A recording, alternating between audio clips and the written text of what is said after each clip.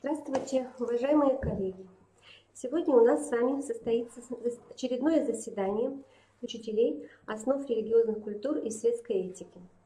Хочу вам представить нашего гостя Максима Михайловича Стырова, священника храма Рождества Христова при епархиальном управлении Сыктывкарской епархии Русской Православной Церкви, кандидата экономических наук, старшего научного сотрудника Федерального государственного бюджетного учреждения науки, Институт социально-экономических и энергетических проблем Севера Коми научного центра Уральского отделения Российской академии наук. Да. И я сегодня с вами. Меня зовут Попова Ванда Цветановна. Я являюсь методистом Центра развития общего образования, воспитания и социализации личности нашего Коми Республиканского института развития образования. Ну, те, кто приезжали на курсы к нам, наверное, со мной уже знакомы. А кто на курсах не был, мы с вами сегодня, может быть, немножечко познакомимся. Я являюсь также одним из членов нашего РМО для учителей ОРГСы. Сегодня, к сожалению, не все члены РМО присутствуют, как правило, у нас всегда присутствовала Нина Михайловна Мищенко, Татьяна Сергеевна Кальницкая. Вот сегодня, к сожалению, не может присутствовать.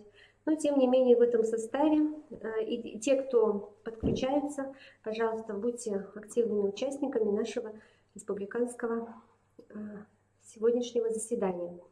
Хотелось бы вас познакомить с повесткой дня. Итак, у нас на повестке стоит один из очень важных вопросов. Это наши республиканские стефановские чтения, ежегодные, которые мы проводим совместно с епархией Сыктывкарской и Воркутинской. И, конечно же, очень важно нам сегодня рассмотреть все те приоритеты, которые на стефановских чтениях сегодня в этом году будут важными. Также хотелось бы рассмотреть тот перечень, федеральный перечень учебников по основам духовно-нравственной культуры народов России. И хотелось бы несколько слов сказать о методических рекомендациях, которые нам представлены департаментом московским. И хотелось бы поговорить об качестве каждого учебника в отдельности и приоритетах, преимуществах, может быть, для использования их преподавателями. Также на повестке дня у нас вопрос – это итоги 8-го всероссийского конкурса в области педагогики, воспитания и работы с детьми школьного возраста и молодежью на соискание премии за нравственный подвиг учителя. В 2019 году этот конкурс уже тоже у нас стартует, мы уже готовим документы, скоро с этими документами вы также сможете познакомиться. И вопрос очень важный именно о содержании предметной области основы духовно-нравственной культуры народов России. Сегодня отец Максим познакомит вас с темой новомучеников и исповедников Коми края, духовные ориентиры на третье тысячелетие. Почему важен этот вопрос для понимания нами, более глубокого понимания и, может быть, изучения? Потому что на самом деле тема новомученичества, она является очень важной для осмысления вообще того подвига, который совершил наш народ в годы гонений на церковь. Эта тема, она, может быть, не всеми далеко педагогами еще осознается в той или иной степени. И каким образом эта тема связана со служением, с темой служения и с темой служения именно женского служения. Потому что тема стефановских чтений у нас будет связана с служением женщины в разные периоды нашего Отечества, сложные исторические периоды нашего Отечества. Итак, если вы согласны с повесткой сегодняшнего нашего заседания, то мы приступаем непосредственно к освещению вопросов. Отец Максим, может быть, у вас будут дополнения какие-то? Все, значит, принимаем, да, эту повестку.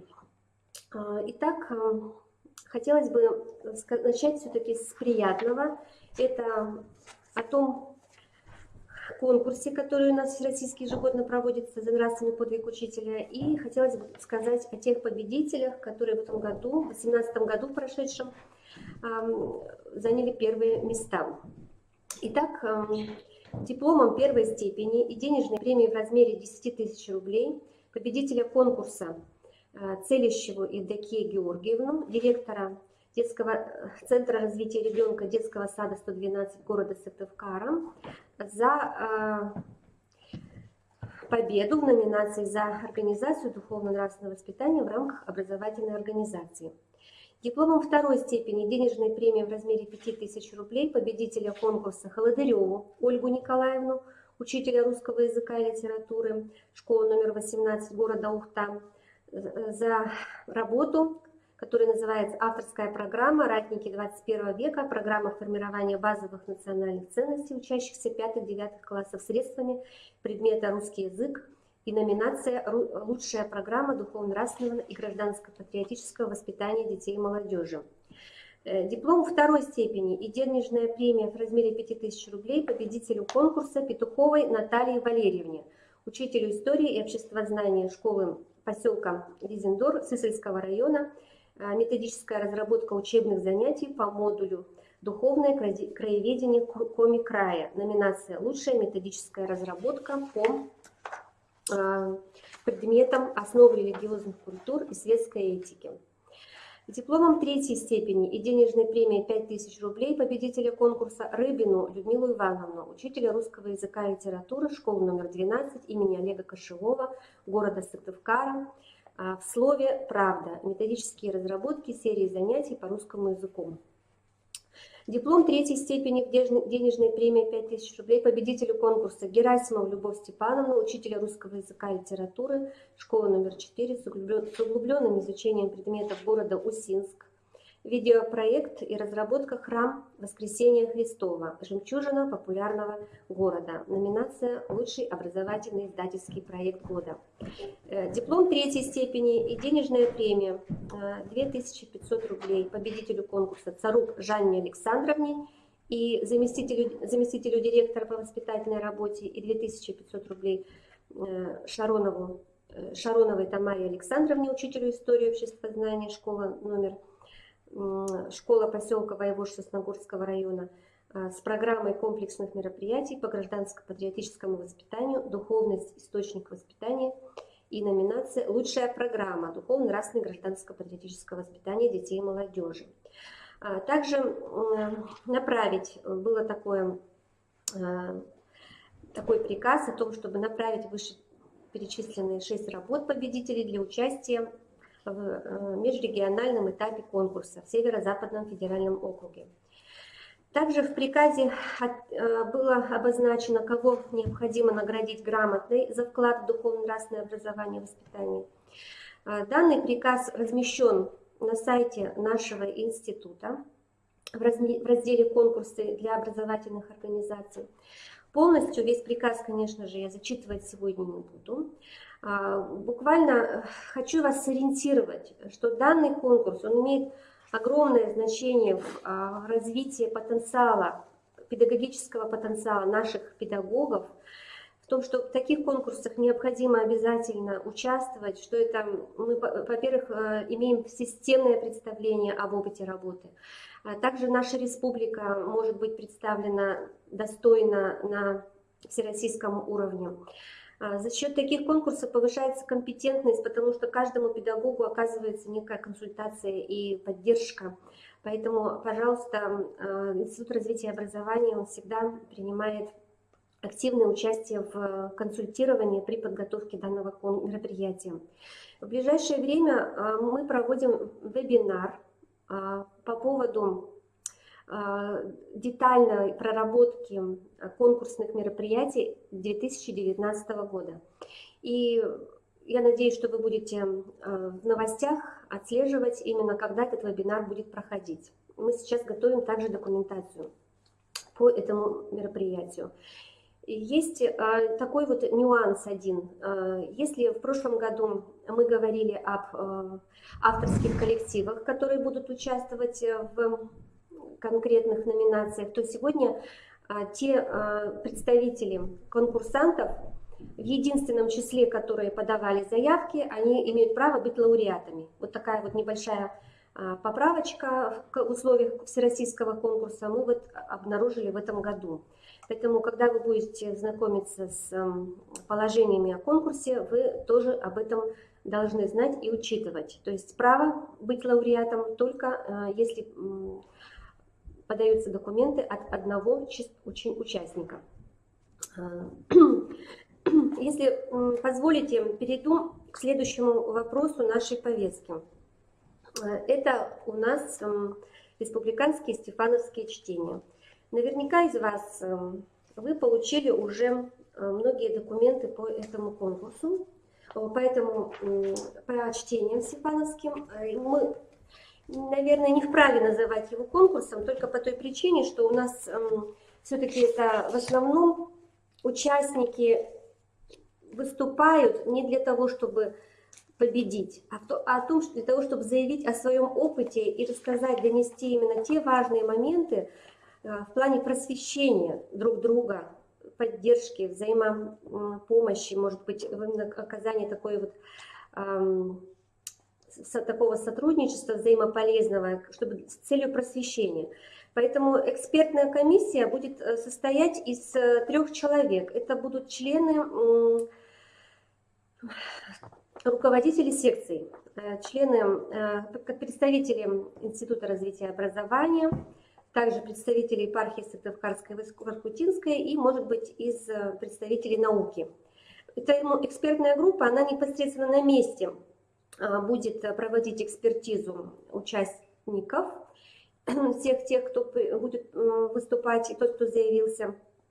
И заранее мы материалы, конечно же, будем отсматривать. Тем не менее, по факту дипломами будут награждаться 1, 2, 3 место. Это участники, которые будут участвовать в очном этапе. В соответствии с приказом от 14 января 2019 года Министерство образования, науки и молодежной политики Республики Коми, Институт развития образования Сыктывкарской и Воркутинской епархии, Министерство национальной политики Республики Коми, Домом дружбы народа 12 февраля 2019 года проводит республиканские детские и юношеские образовательные стефановские чтения. Тема чтений посвящена в 2019 году женскому подвигу в истории России и Республики Коми. Чтения проходят по следующим направлениям. Святые и великие жены как пример для подражания. К участию приглашаются обучающиеся всех типов образовательных организаций в возрасте с 12 до 23 лет. Следующая номинация – «Женщины и репрессии» как образец стойкости в период драматических событий XX века. К участию приглашаются обучающиеся общеобразовательных организаций всех типов в возрасте от 17 до 23 лет. Роль женщины в образовании и воспитании. К участию приглашаются педагоги образовательных организаций всех типов. Опыт проектной деятельности в рамках изучения комплексного учебного курса «Основы религиозных культур и светской этики и предметной области основы духовно-нравственной культуры народов России». К участию приглашаются обучающиеся с 9 до 13 лет. Участие и сроки проведения, указанные в порядке проведения чтений, республиканских, детских и юношеских образовательных чтений, указаны в информационном письме. По итогам проведения чтений материалы будут публиковаться, размещаться на сайте «Открытое образование Республики Коми». До 4 февраля мы ждем от вас все заявки. То есть не обязательно присылать сразу текст докладов. Мы, самое главное, должны увидеть конкретно тех людей, которые хотят выступать. Если это будут заранее присланы сообщения, доклады, это будет только плюсом. Но если вы не успеете до 4 февраля их оформить, в этом нет ничего страшного. Поэтому мы предлагаем, самое главное, это заполнить заявку. И заявка в этом году заполняется либо для участия очного, либо и с выступлением, либо просто для участия. Ну, то есть можно прийти, послушать и, может быть, принять участие в следующем году. То есть как бы тоже цель такая просветительская, образовательная и, может быть, даже подготовительная. Мы планируем на каждой секции не очень большое количество докладов, ну, примерно от 6 до 10, не более. 12 февраля в 10:00 в Доме дружбы народов будут проходить чтения. И начнутся они с пленарного заседания. На пленарном заседании планируется послушать выступления гостей из Москвы, а также архиемандрит отец Филипп планирует выступление именно на пленарном заседании. Такой вот концептуальный доклад, который посвящен служению, женскому служению в истории нашего Отечества. Поэтому приглашаем всех желающих поучаствовать в этом значимом мероприятии, просветительском, можно даже сказать, таком форуме. В этом году вы видите, что для участия мы приглашаем и педагогов со своим опытом работы. И, может быть, эта тема, она действительно впервые нами, как-то вот мы хотим ее популяризировать. И тема очень важная, что на самом деле на заседании оргкомитета мы рассматривали различные аспекты данной темы, и пришли все члены экспертного совета и оргкомитета пришли к мнению такому, что в курсе школьной программы мало уделяется этой теме, а наши девочки, будущие мамы, будущие профессионалы на своем рабочем месте, будущие жены, будущие граждане, ну и также ребята, которые понимать должны, что в чем заключается суть женственности, красоты. Конечно же, эти темы, они должны быть приняты во внимание всем нашим педагогическим сообществом, общественными организациями, и мы обязательно должны поддержать именно эту тему. И вот, может быть, какие-то моменты мною упущены.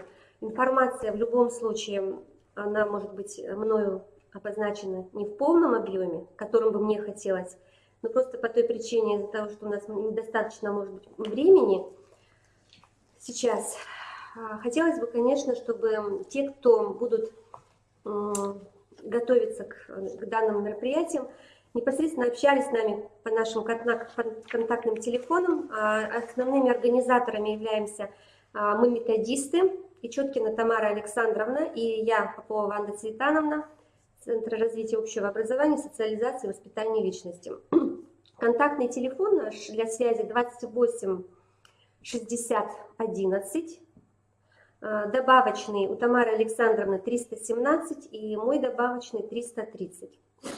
Также в информационном письме указан адрес электронной почты. Времени, к сожалению, осталось немного.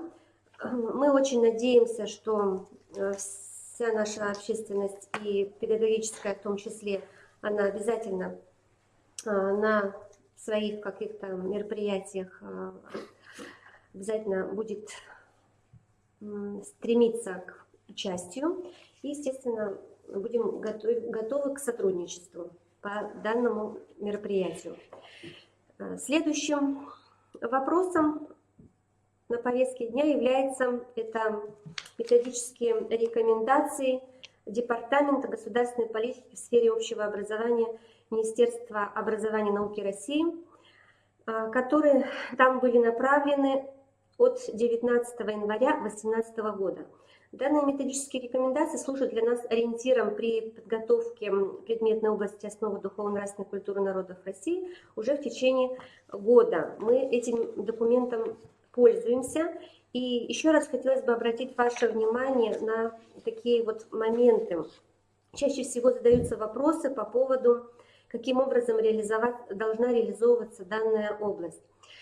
С учетом конституционной нормы о светском характере государства, светский характер образования в государственной и муниципальной школе также предусматривает взаимную организационно-правовую независимость религиозных организаций и государственных или муниципальных образовательных организаций, что также не препятствует их взаимодействию и сотрудничеству в сфере образования в интересах участников образовательных отношений, прежде всего обучающихся. Равно как взаимная независимость органов государственной власти и местного самоуправления и религиозных организаций не препятствует их взаимодействию во всех сферах общественной жизни. Вот данный пункт, он является для нас очень важным, так как очень часто возникают вопросы о том, что якобы священники не допускаются в образовательной организации для освещения тех или иных вопросов. Вот на основании данных методических рекомендаций мы делаем вывод о том, что такое сотрудничество, оно должно быть. Также мы говорим о том, что возможно привлекать представителей религиозных организаций к учебно-методическому обеспечению модулей курса ОРГСЭК, учебных предметов. Конечно же, на уровне образовательной организации это именно обеспечение может быть неурочной деятельности, потому что каждая область, если мы говорим об основах духовно-нравственной культуры народов России, она реализуется за счет внеурочной деятельности, за счет рабочей программы определенного предмета, а также может быть самостоятельно разработана как предмет. И 3 этих способа реализации курса, они друг друга дополняют, но не исключают. И именно при привлечении представителей религиозных организаций внеурочная деятельность, она более подходящей является для того, чтобы это сотрудничество осуществлялось. Часто возникающие вопросы – это ставятся ли отметки. И вот в данных методических рекомендациях говорится о том, что если образовательная организация реализовала не менее 64 часов за 2 учебных года именно в учебном плане основной школы, то таким образом по усмотрению общеобразовательной организации итоговая отметка может быть выставлена в аттестате за 9 класс. То есть просим обратить ваше внимание на данный аспект, что даже отметка может быть это тоже тем фактором стимулирования ребенка к изучению данной области. И следующий документ, с которым я хочу вас познакомить, это федеральный перечень учебников, рекомендуемых к использованию в реализации имеющихся государственную аккредитацию образовательных программ начального общего, основного общего и среднего общего образования. В данном случае наша область основы духовно-нравственной культуры народов России, она может быть на любой ступени образования реализована. И те учебники, которые сегодня, тех авторов, которые есть в перечне, я хочу их вот именно о них сказать. Это учебник Виноградова, Власенко, Поляков, учебник протоиерея Виктора Дорофеева и Янушкевича, основы духовно-нравственной культуры народов России, именно православная культура. Сахаров, Кочегаров, здесь основы религиозных культур народов России, данный учебник. Учебник Студеникина, основы духовно-нравственной культуры народов России, основы светской этики, берется. Следующий, Метлик, Потаповская, Ольга Михайловна, это опять же православная культура. И учебник Шевченко по основам православной культуры, это основы духовно-нравственной культуры народов России. В данном перечне заявлены именно эти авторы, которые утверждены Министерством образования, которыми можно пользоваться. И образцы этих учебников, некоторых из них я сегодня принесла на наше заседание. Итак, учебник православной культуры Метлик-Потаповская для 5 класса. Данное пособие, данный учебник имеет свои, конечно, преимущества, имеет некоторые, может быть, даже, я бы сказала, и недостатки. Как и каждый учебник, попытавшись их проанализировать, сделала некоторые для себя выводы. В данном учебнике больше знаниевый уровень восприятия, преподнесения материала. И что значит знаниевый? Это хотелось бы в этом учебнике больше заданий для осмысления вообще нравственных ценностей. Для чего именно православная культура в жизни человека, для чего она нужна, как она может помочь человеку в отношении с ближними и так далее. То есть какое-то осмысление нравственных отношений хотелось бы, может быть, более явно увидеть в содержании этого учебника. Учебник основу православной культуры автор Бородина имеет такой вот системный подход к обучению. Используются авторские тексты, литературные произведения, стихотворения. И задания очень, мне кажется, такие именно с точки зрения возраста ребенка очень доступные и понятные. Ключевая тема – это, конечно, защита Отечества. Это тема подвига и героизма. На мой взгляд, учебник достаточно приемлем.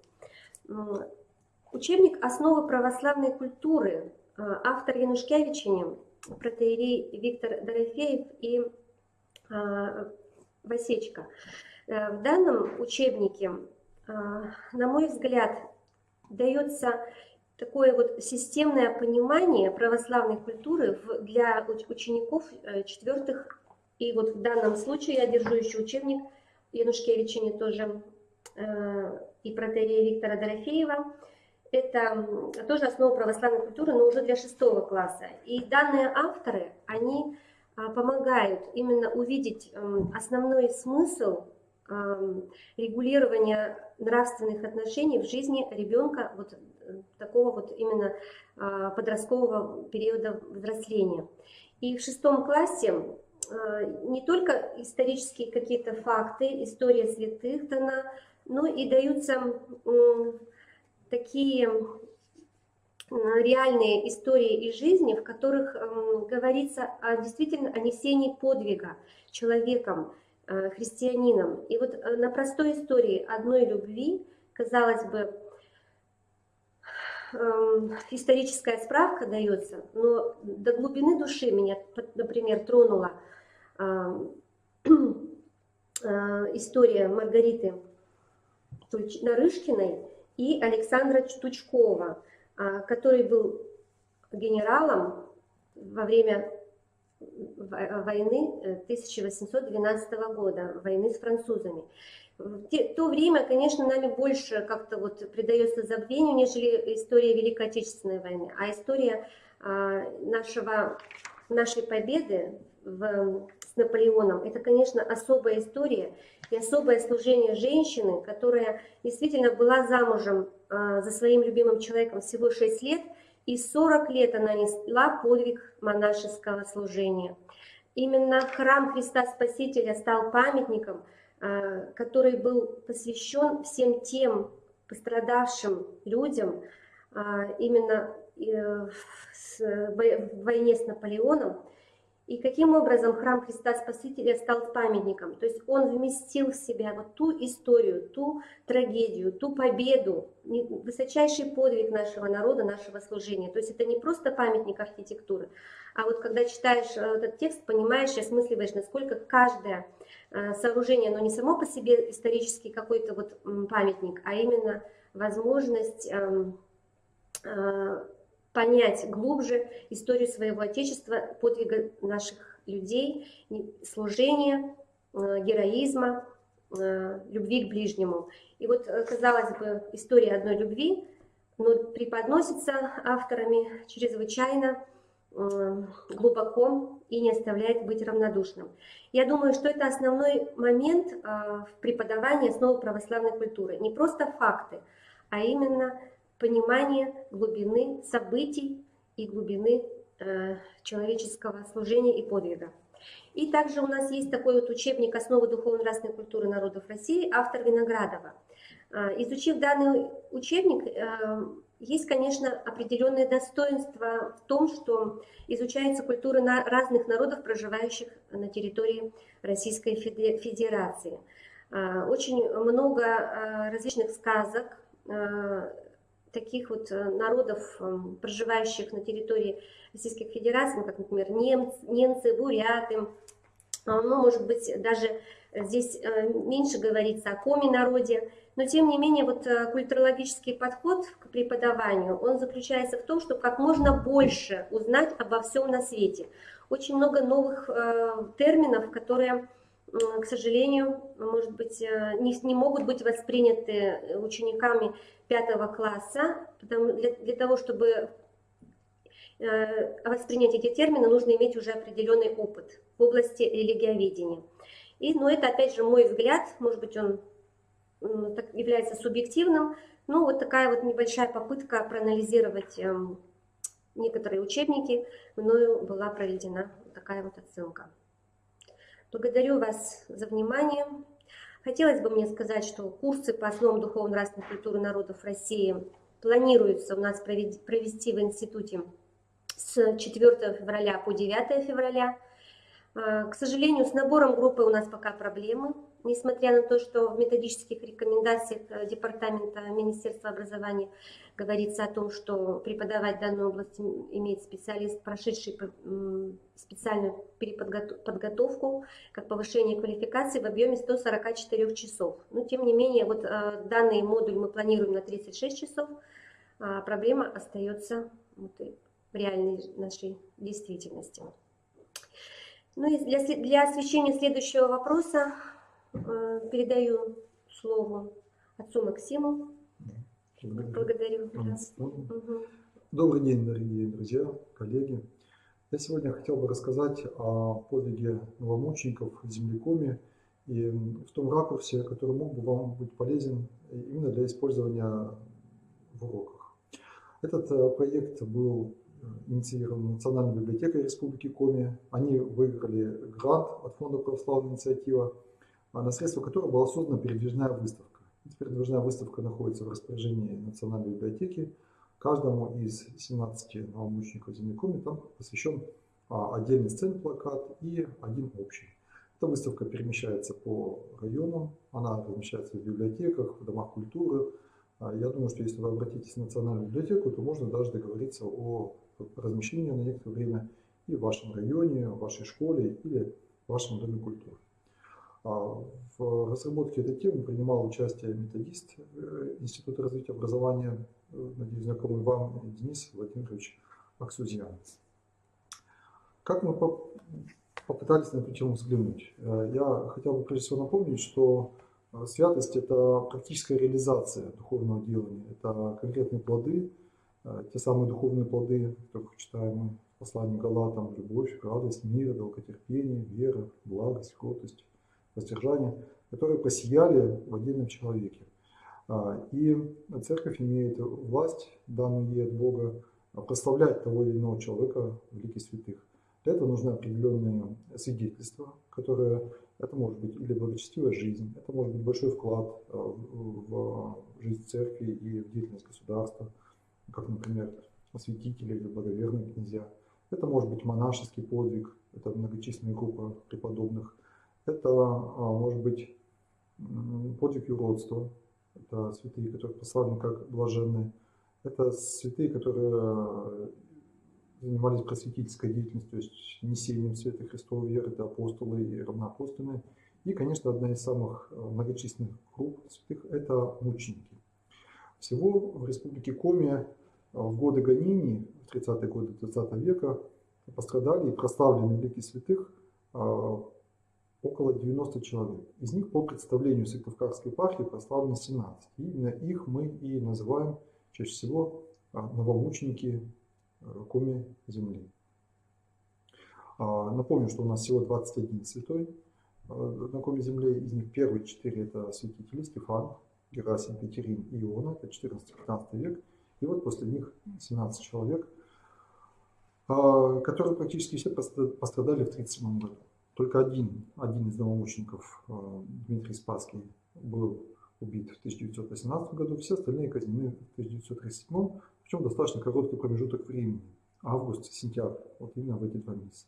Что это было за время? Это было время, когда из Москвы по регионам спускалась в буквальном смысле цифровая разнарядка. Сколько человек нужно арестовать, сколько нужно отправить в лагеря и сколько нужно казнить. Эти разнарядки выполнялись, и наверх шли рапорта о том, что план выполнен. Иногда в этих рапортах была просьба дать дополнительные цифры. Всего за годы вот этого большого террора, это 37-й, частично 38-й года, пострадали по стране, по России порядка 1,5 миллиона человек, из которых примерно половина были подвергнуты именно смертной казни. Вы сейчас видите на презентации фотографии тюрьмы НКВД, которая находится в городе Сыктывкаре, совсем недалеко, кстати, от центра, вот Стефановской площади, буквально в нескольких 100 метрах. Так выглядит примерно камеры. Вот в этой тюрьме также проходили допросы. По официальным данным расстрелов здесь не было, ну, что было на самом деле сейчас сложно сказать. Итак, как мы с какой точки зрения мы предлагаем посмотреть на жизнь святых новомучеников? Об биографической стороне их жизни написано очень много. Есть, вот, например, одно из последних изданий, это вот такая книга «Новомученики, исповедники в землекоме просиявшие», ее можно найти в библиотеках, может и в ваших личных библиотеках она есть. Она есть в епархии, можно обратиться, можно воспользоваться ей. Есть издания прежних лет, есть хорошие статьи Натальи Прокофьевой на сайте православие.ру. Это современное исследование, она сама ездила по этим районам, встречалась с теми людьми, которые знают этих, можно сказать, героев нашей веры. Есть исследования других авторов, в том числе вот касательно святителя Германа Ряшенцева. Мы же, изучая их жизнь, постарались найти в каждом ту черту, тот урок, то назидание, то зерно, которое является полезным для нас сегодня. Вот оно бросает определенный свет, проливает свет на нашу жизнь, оно нас чему-то учит. И вот об этом мы сегодня бы и хотели рассказать. Мне кажется, и можно было бы урок настроить таким образом, то есть рассматривая житие святого, можно было бы кратко рассказать о его биографии, о сути мученического подвига, и, конечно, извлечь уроки для нас сегодня. И не обязательно только из его кончины, а из его жизни, из его слов, из его проповедей, из его семейной жизни. Вот чему мы могли бы научиться, познакомиться с ним. Например, святитель Герман Ряшенцев, единственный святитель, то есть епископ среди вот этих 17 имен, выдающийся проповедник, очень образованный человек, сохранилось его эпистолярное наследие, то есть его переписка. И вот он размышляет о проблемах тогдашней сельской местности, они достаточно сходны с нашими сегодняшними проблемами, это бедность, это пьянство. И он считает, что оздоровить эту атмосферу духовную, конечно, может только свет просвещения. Просвещение – это деятельность по донесению тех знаний, понятий, которые уже известны, которые уже, так сказать, присутствуют в определенных умах, но широким массам населения они пока непонятны. И он особенно акцентировал идею просвещения на понятии свободы. Ведь 2000 лет назад Господь, говоря о свободе, показал нам, что есть свобода внешняя, которая сегодня вот понимается в основном как свобода. Свобода как вседозволенность, свобода как неподконтрольность, свобода как независимость. Вот что хочу, то и делаю. Так мы понимаем сегодня свободу. Есть внутренняя свобода. И вот нашим детям, мне кажется, они сегодня уже сами созрели для того, чтобы мы им объясняли вот это понятие свободы, что настоящая свобода, духовная свобода, это свобода от греха, это свобода от зла, это свобода осознанной необходимости, когда я делаю не то, что я хочу, а я делаю то, что надо, и это и есть настоящая свобода. И вот огонь, когда вот он горит в печи, он греет, он помогает готовить пищу, он дает, если в камине, например, свет. Если огню дать свободу, он превращается в пожар, который уничтожает. Также человеческая воля. Когда она действует в определенных рамках, она развивает, она созидает. Если ей дать полную свободу, полную вседозволенность, она разрушает и уничтожает. И человек, дающий себе такую вседозволенность, он на самом деле становится рабом греха. Рабом во внешнем смысле, он может стать заключенным, он может стать больным, он может стать одиноким, он может оказаться в долгах, и он становится рабом во внутреннем смысле. Рабом своей жадности, зависти и так далее, всех внутренних страстей. Это можно разбирать на конкретных жизненных примерах. Вот это глубоко.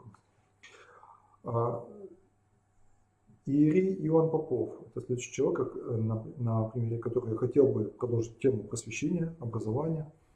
На что можно обратить внимание? Вот в его житии такой момент отражен. Он учитель, лектор народных чтений. Кстати, многие тогда священники в них участвовали, и он награжден серебряной медалью, то есть он определенными заслугами отличался в этой области. Просвещение – это еще и указание правильного пути. Не только донесение знаний, это указание правильного пути.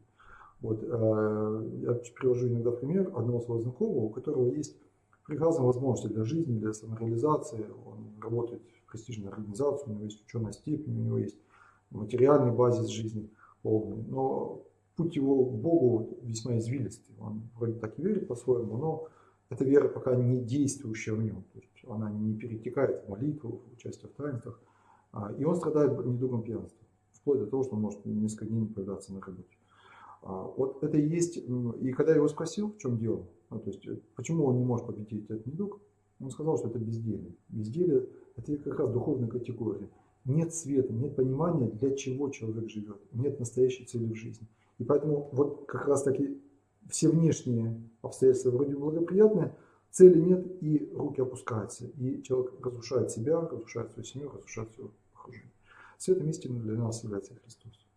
Понимание того, что никто не приходит к Отцу, то есть к Богу, иначе как через Него, через Святую Церковь, через единого Спасителя и ходатая Господа Иисуса Христа, оно дает человеку правильную мотивацию. Трудиться, жить, развиваться, укреплять, расширять свою семью и совершенствовать себя и совершенствовать окружающий мир. Еще одна тема, о которой я хотел бы говорить, это чистота и красота. Например, чистота речи. Ведь часто мы видим человека, красиво одетого, на дорогом автомобиле,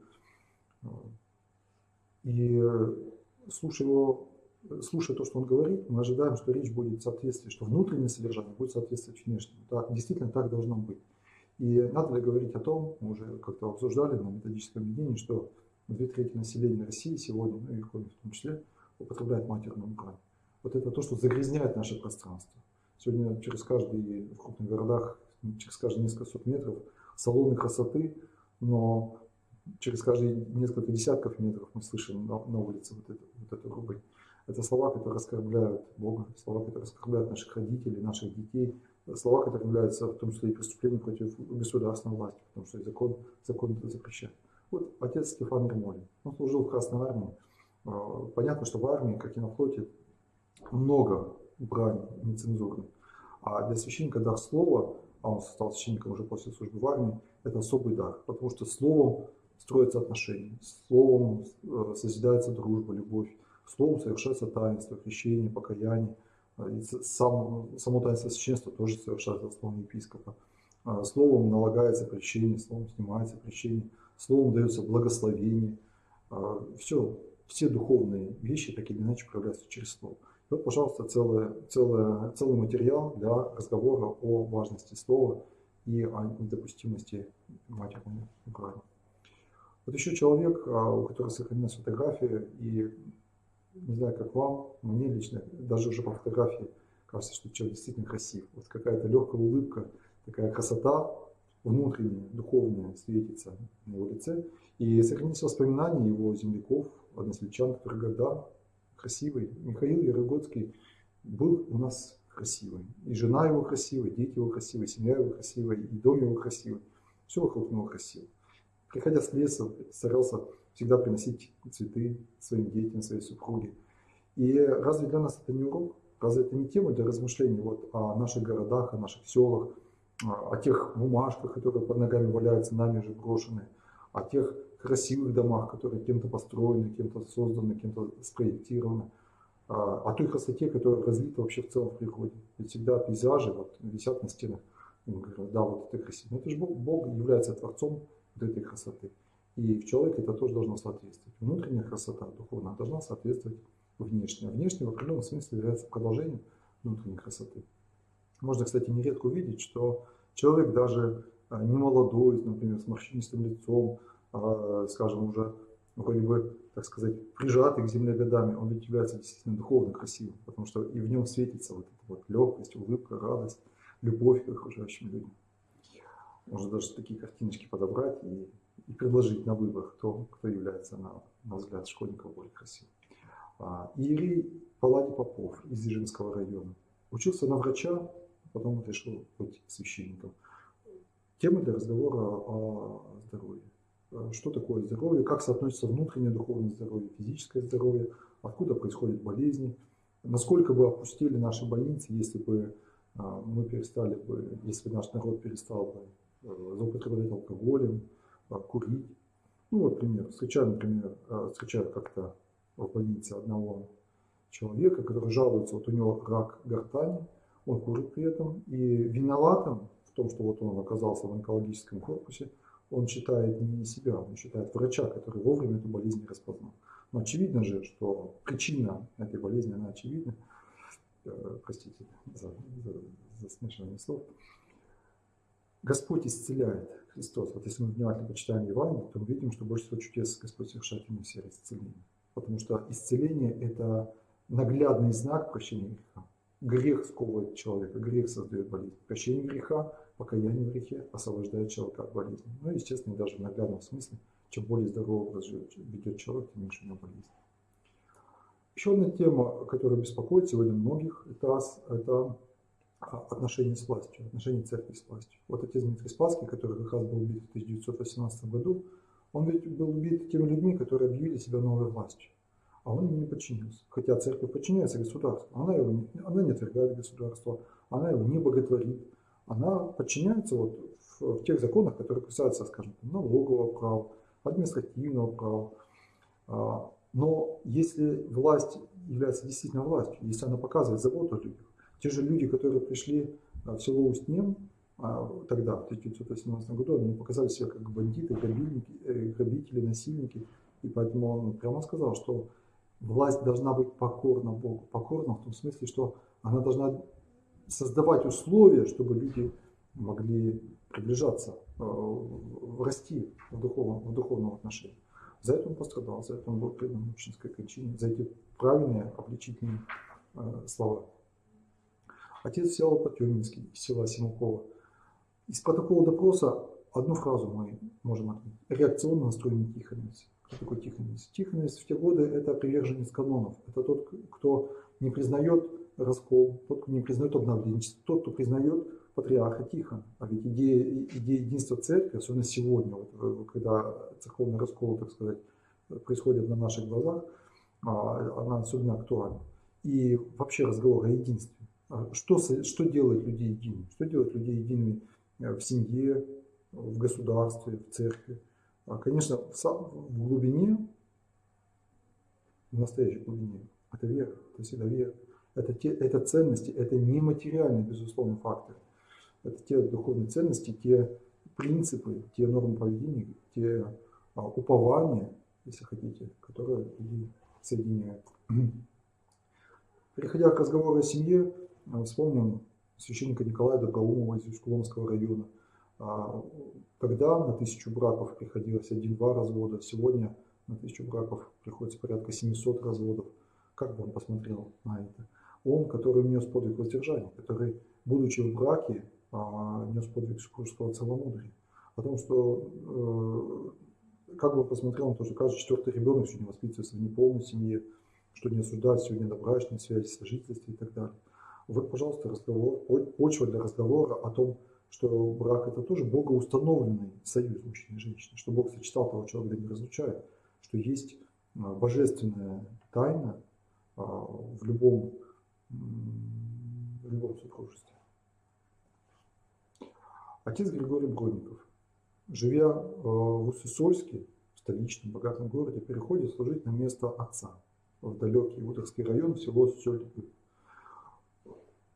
Мы можем говорить об отце, о понятии отцовства, о том, что ведь эта революция у человека было 5-6 людей, которых он мог назвать отцами. Это и родной отец, и крестный отец, и приходской батюшка, и царь-батюшка, и отцов назвали командирами, и отцы города, было такое понятие. Это те олигархи, сегодняшним языком выражаясь, которые не потребляли, а наоборот заботились о городе, о той местности, в которой они жили. А ведь понятие отцовства происходит, опять же, из Священного Писания, от которого, то есть от Отца Небесного, именуется всякое Отечество на небесах и на земле. Так говорится в послании к Ефесянам. И даже слово патриотизм, о котором сегодня так много мы говорим, в школах в том числе, оно и переводится в буквальном смысле от слова патер. Патриотизм – это любовь к отцам, к Отечеству, к тому месту, где живет или где погребен Отец. У отца Павла Малиновского, который служил в Ибе, в Усть-Выме, было 13 детей. Можно поразмышлять над демографической ситуацией, над ее перспективами, над тем, что было в 90-е годы, 80-е годы, куда сегодня идет кривая демографического развития. Сегодня после 2017 года она вновь пошла вниз. Рождаемость вновь ниже смертности. А сколько детей должно быть в семье, чтобы народ не уменьшался? И почему первая заповедь, которую Бог людям дал, Адаму и Еве, еще даже прежде запрета вкушать плод запрещенного дерева, это заповедь: плодитесь и размножайтесь, и наполняйте землю. Почему Богу важен, нужен каждый человек? И можно еще поговорить о том, что каждый человек начинается с момента зачатия. Именно с момента зачатия. Хотя это и пойдет вразрез с учебником биологии, в которых до сих пор присутствует ложный закон Геккеля, который сам Геккель уже 100 лет назад опроверг. Но наука сегодня говорит совершенно другое. Так же, как и вера, она сегодня тоже говорит, что человек, как биологический индивидуум, начинается именно с момента первой клеточки, с момента оплодотворения. К разговору об экономике уместно вспомнить иеромонаха Милетия из Ульяновского монастыря. Не собирайтесь в сокровищной земле, собирайтесь в сокровищной на небе. Что является сокровищем небесным? Это наши духовные добродетели. Монах, принимая монашеский постриг, дает 3 обета, один из которых это обет нестяжания, обет несобирания сокровищ. В 2 раза выросли у нас доходы к 2016 году по сравнению с 2000. В 64 раза вырос объем кредитов за вычетом инфляции. Чем больше есть, тем больше хочется. И по-прежнему экономические проблемы сегодня в вопросах называются как главная причина всех наших неурядиц. Мнимая на самом деле причина, потому что экономика тоже есть производная от духовного мира человека. И с евангельской точки зрения экономика должна идти не на приумножение материальных богатств, а на приумножение богатств духовных. Она должна этому способствовать. За дела благотворительности был награжден Священным Синодом иерей Иоанн Павловский из Ижемского и из Слёнского района. Там он служил в разных селах. Это, пожалуйста, тема для разговора о бедности, о ее причинах, о той дифференциации доходов, которая есть между разными группами населения. И если сегодня принято традиционно обвинить богатых в том, что они богатые, то ведь можно задуматься и о том, что человека делает бедным. И всегда ли виноват кто-то вовне? По моим наблюдениям, очень часто причину надо искать в жизненном пути самого человека. И если бы духовное исцеление пришло в наше общество, так сказать, более широким фронтом, мне кажется, проблема бедности решилась бы сама собой. Ну и еще обратим внимание на то, что не всякое место не спасает. Преподобный Серафим говорил, что спасает человека соединение с Богом то место, которое делается ради Христа. Вообще всякое дело, доброе дело, которое делается ради Христа. Оно на самом деле дает человеку приобщение к вечности. Вопрос о прогрессии. Прекрасная тема. Сегодня все с телефонами, все с интернетом. И даже исходя из того, что я, например, тоже не чужд этих новинок, говорит о том, что они не являются ни добром, ни злом. Весь вопрос, как ты ими пользуешься. Есть и за, есть и против. И плюсы есть в прогрессе, есть и минусы. И какой должна быть наука? Какой должна быть техника? Она должна служить преображению человека. Она тоже должна показывать путь в праведную землю. И Господь ведь об этом тоже говорит. Ищите прежде Царство Божие и правда Его, и это все предложится вам. Мы не говорим о том, что нравственность не нужна или наука не нужна. Мы говорим о том, что является первостепенным, а что является второстепенным. Первостепенным является душа, первостепенным является отношение. А второстепенным, то, что приложится само собой, являются эти вопросы, так сказать, внешней инфраструктуры бытия человека. Можно поговорить и на тему труда, трудолюбия. Вот, например, размышляя над жизнью отца Николая Шумкова. Его обвиняли в неуплате налогов, невыполнении мясопоставок, то, что он высказывался против принудительного труда, против колхозов. И расстреляли его, собственно, за это. Господь ведь тоже не отменяет трудолюбие. 4-я заповедь: 6 дней работы и все дела в них делай. Вот обратим внимание именно на первую часть вот этой заповеди. Это заповедь о трудолюбии. И посмотрим сегодня на наши разваливающиеся подчас колхозы, совхозы, созданные в тот период. Вот то, что создано без Божьего благословения, ведь оно часто так и получается результат плачевный. Оно не долговечно, оно разрушается. А то, что строится ради Бога, оно строится на века. И каждый человек должен трудиться. И трудясь, он не только себя обеспечивает, так сказать, хлебом насущным, он созидает самого себя. Он преображает, совершенствует свою душу. И последняя тема, о которой я хотел бы говорить, это о немощи человеческой силе Божьей. Единственная женщина из 17 новомучеников, исповедников в Землякове просиявших, монахиня Елизавета, каким благородством наполнен ее ответ следователя, записанный в протоколе допроса, что виновная себя ни в чем не считаю, отдачей показаний о своей деятельности против существующего порядка отказываюсь. И можно поразмышлять вообще на тему женственности, когда она перекликается с нынешним стефановским чтением, о том, что Бог избрал не мудрых мира, чтобы посрамить мудрых, немощных мира избрал Бог, чтобы посрамить сильных. То есть, когда человек величается, когда человек считает себя сильным, всемогущим, силой оружия, то Бог посрамляет это. А в смирении, в немощи сила Божья совершается. Мученик Ефимий Кочев, его, кстати, много потомков его живет среди нас. Его внук – это герой Николая Плеснин, который под огнем форсировал реку. Он защищал, мученик Ефимий защищал любимый храм от поругания в селе Вильгар. Мы сегодня отходим от храма, мы сегодня читаем книги, где-то вот у нас такая вера стала часто вот домашняя, общественная, а ведь храм, он все равно сосредоточен в христианской жизни. Это место, где совершается таинство, где говорится проповедь, где встречаются люди. И меняются времена, но ценность храма, на самом деле, она от этого уменьшаться не должна. И последняя личность, это мученик Павел Елькин, он говорит нам о том, что Господь принимает всех. Так же, как и апостола Павла, когда это Господь гонителя принял и, так сказать, встретил и сделал своим служителем, также и мученика Павла. Он ведь тоже когда-то и отошел от церкви, участвовал и в партии, и, говорят, даже с Лениным лично встречался, разговаривал. Но вот он понял, что есть вечное, а есть временное. И вот вечное, оно важнее и дороже, чем временное. Он предпочел вечное, хотя ему за это пришлось заплатить временными страданиями. Итак, обзор, вот этот краткий, житий новомучеников, землекопов, россиявших, он подводит нас к мысли о том, что главной целью каждого из нас, главной целью нашей жизни, нашего региона, нашей работы должно стать исполнение заповедей Христа, совершенствование, в первую очередь духовное, нравственное, потом уже и социальное, физическое, интеллектуальное, эстетическое, экономическое, совершенствование по образу Отца Небесного, по образу Божьему. И завершим словами епископа Германа о том, что и они должны думать более не о том, чтобы жить где-то комфортно в городе, а думать о граде грядущем, где все наше земное со всеми скорбями и невзгодами, только путь к двери. Значит, и для нас это урок, что все наше земное, также со всеми скорбями и невзгодами, это путь в Царствие Небесное. Благодарю всех вас за внимание. Надеюсь, что материал будет вам полезен.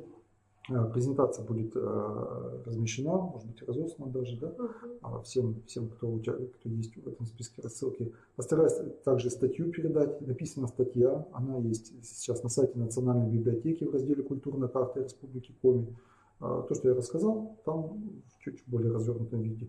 Я постараюсь все тоже Ване Цветановне переслать, может быть, в виде ссылочки, и она тоже прикрепит письмо и всем разошлет. Я буду рад, если это будет использоваться в работе, и презентацию тоже можно прямо как она есть брать, и если она послужит кому-то во спасение, на пользу, то дай Бог.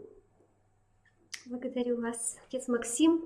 Благодарим Дениса Владимировича Арскузьяна за столь содержательное вот такое сообщение. Посвящено, конечно, оно изучению нашего родного Коми-края. Это региональное наше содержание.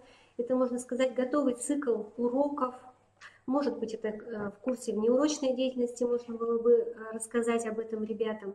Но самое главное, это то, что мы не только изучаем глубоко историю своего Коми-края и людей, которые были и являются новомучениками, но мы знакомимся и с теми ценностями, с теми повседневными нашими переживаниями, которые мы сталкиваемся. А это добро и зло, это вера и неверие, правда и ложь, это, конечно же, те все наши добродетели и ценности, о которых с ребятами мы должны разговаривать на доступном для них языке. И вот эти примеры, они могут как раз служить для нас таким ориентиром, чтобы очень легко, просто вошло понимание в сознание и душу ребенка. Вот я думаю, что данный материал он будет очень ценен для вас, уважаемые коллеги. Мы постараемся, конечно же, в ближайшие дни все это для вас разместить. Там же, прямо в этом же разделе, где у нас проходит заседание Республиканского методического совета объединения. И на следующее занятие мы готовимся к посвящению вопроса о реализации мониторинга комплексного курса основ религиозной культуры и светской этики в образовательных организациях Республики Коми. Данный мониторинг тоже послужил для нас возможностью где-то что-то как-то оценить, проанализировать и увидеть какие-то, может быть, проблемы и пути решения. Поэтому, уважаемые коллеги, у нас с вами еще много, надеюсь, встреч, важных мероприятий совместных. Ждем вас на курсах. Благодарим всех за участие, внимание. И надеюсь, что с вами уже сегодня прощаемся с Максимом. Здорово. Да. До свидания.